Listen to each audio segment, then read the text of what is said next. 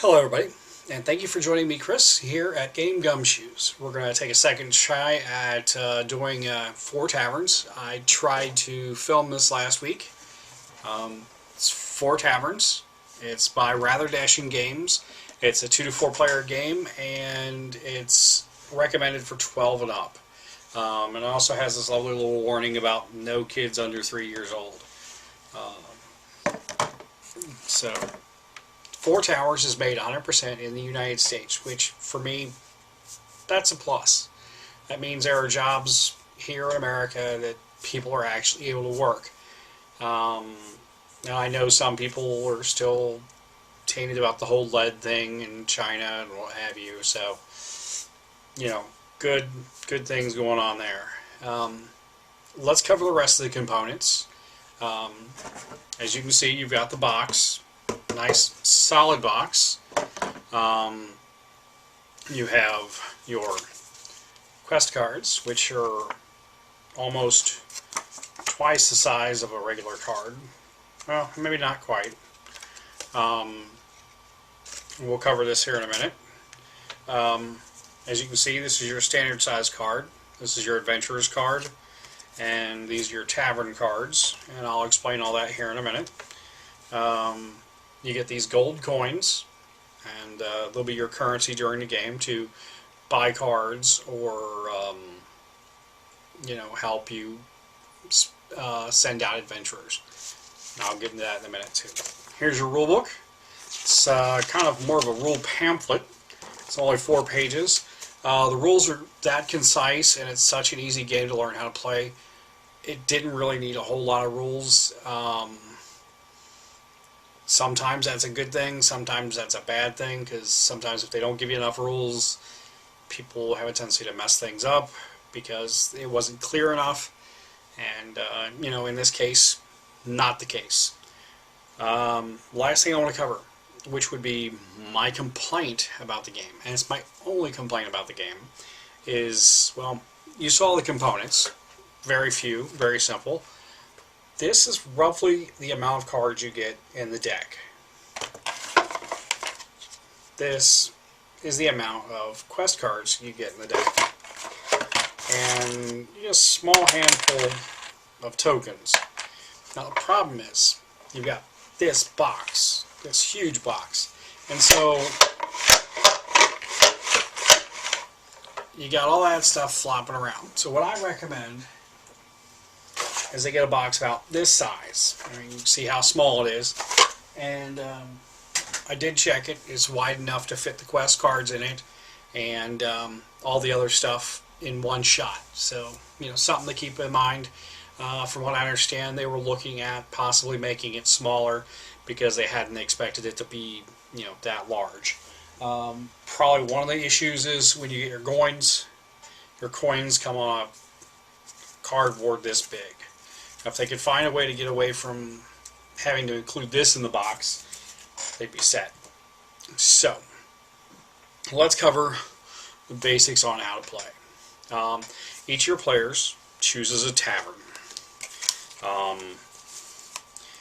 Here we have the Cloven Barrel. You have the Scrying Bowl, the Black Raven Tavern, and the Mortar and Pestle. Each of these are,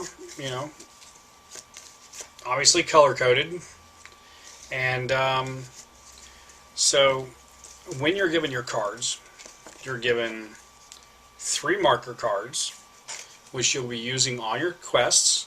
You can tell they're the marker cards because they say marker down here at the bottom, and they don't have all this extra writing that this card has. Now, on this card, you'll see your tavern level, which you can go up to 4 levels. Now, it also tells you here at the bottom of the card what your maximum hand size is. So at the start of the game, everybody gets 4 cards from the Adventurer deck. Now, the Adventurer deck gives you your adventurers that you use to complete quests, but it also gives you special objects. More on that in a minute. So you have your quests, and you basically draw a card at the beginning of your turn, and you can play out as many cards as you can actually do, as long as you've got enough gold. Let's see. You start with 5 gold, and like I said, you want to complete these quests because you know, in the Middle Ages, it's rough to have a good tavern to make sure you can make ends meet. And the thing is, if you have famous adventurers coming into your tavern, then you have a chance at you know, getting many customers, because people want to come there to see these famous adventurers.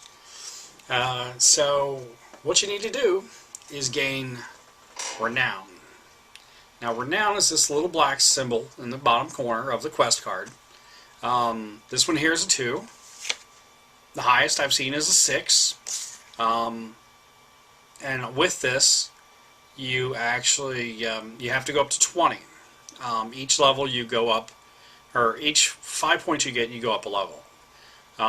So up here in this corner, hopefully you can see it, is your gold. It tells you how much gold you get for completing that quest. Along this side here, it tells you what kind of adventurers and how what levels they need to be at. I did not see a single quest in there that didn't need at least one of each of the 4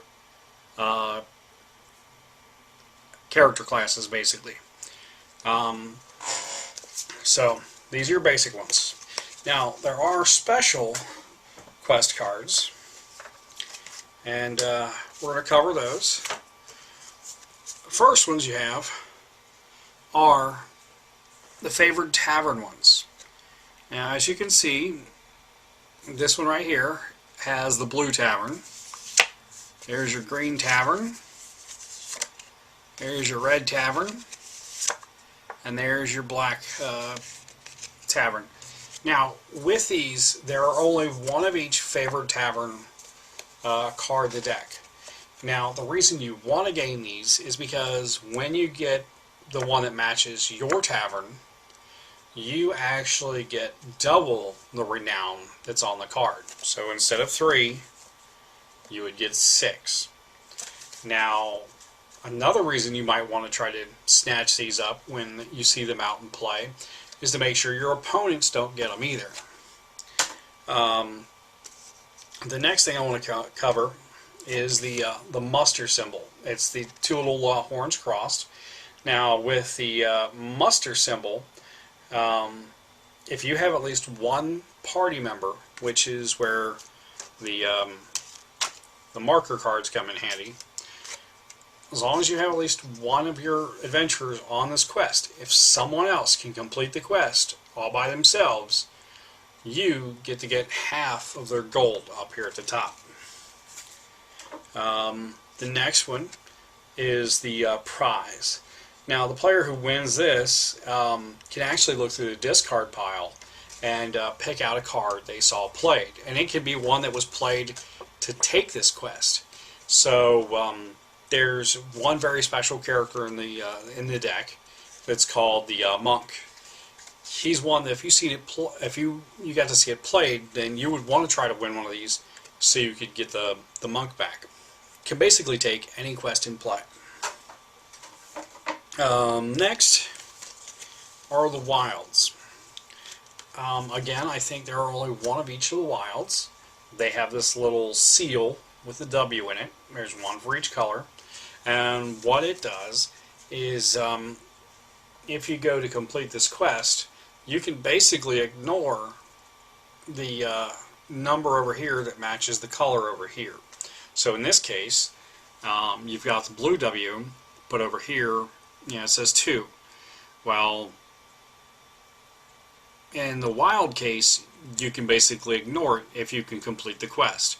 So if you've got the 1 red, the 1 green, and the 2 gold, then you can pretty much take it if you want to without having to worry about the blue. That's a very interesting little thing it allows you to do. Now, let's cover characters. There are 4 basic character types.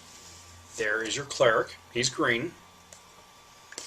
There is a rogue, he's what I would call gold, or maybe yellow. Then there's your warrior, he's red. And there's your wizard, he's blue. Now, each of these 4 characters can be used to complete the quest. When you want to play one of these out, you've got to pay 1 gold per character. Now, your next level of characters are what we would call in the gaming, role-playing game world, multi-class characters. As you can see here, there are 6 different types, and so you start off with the alchemist. He's blue and gold. Then you have the bard, who is green and gold. You have the druid, who is blue and green. You have the paladin, which is green and red. You have the ranger, which is blue and red. And you have the swashbuckler, which is red and gold, or red and yellow, depending on how you look at it. Now, each of these characters actually covers the full quantity of levels for both colors on their card. Don't know if you noticed, but on these cards, each of them had different numbers. These guys don't have numbers because they count for all of whatever. So say you've got the alchemist and you're trying for this quest. So the alchemist would cover all 2 of the blue and all 2 of the yellow or gold. So all you would have to do is come up with 1 red and 1 green aside from him. So if you had the paladin and the alchemist, you could take that quest and it would only cost you 4 gold. Because when you play the multi-class characters like these, it's going to cost you 2 gold to play each of them. And like I said, you start off with 5 gold, and in this game you can actually take, let's say you had like 3 rogues that you drew, and you only need the 1 for whatever quest. So you can take your other 2 rogues and sell them back to the deck, for 1 gold. Same holds true if you need an extra card and you think you have the possibility of getting it and you've got the extra gold, you can trade in 2 gold for 1 of the cards in the deck. Now the last multi-class character, the last character in general, is called the monk. Like I said, he's all 4 at once, and because he has no number, he covers all the quantity needed to resolve that. So this guy can take a quest all by himself. You don't have to have backups or anything there for that. Next, the special items. Now each of these do different things, and I'm not going to go into great detail. You can read that on the review, because I do have a list of what each of them does, basically. You have a cursed dagger. You have a doppelganger potion. You have the king's banner. Mithril shield. Summoning scroll. Burglar's cloak. Arcane tome. And a reshuffle card. Now, like I said, each is used for something special, and if you just want to mix things up, you can use the reshuffle card. Obviously, when you hit the end of the deck, you can reshuffle anyway, but if someone played something out and you think someone's going to be clever and they're going to find a way to get that card back, but you really want it, or at least want to stop them from getting it, reshuffle the deck. That way they don't have a chance to walk away with that. That's pretty much everything. And I was mistaken. You actually draw 2 cards at the start of your turn, which actually helps with getting extra turns. I would really recommend you checking this game out. It's a nice, solid game. I can't wait to check out some of Rather Dashing's other games.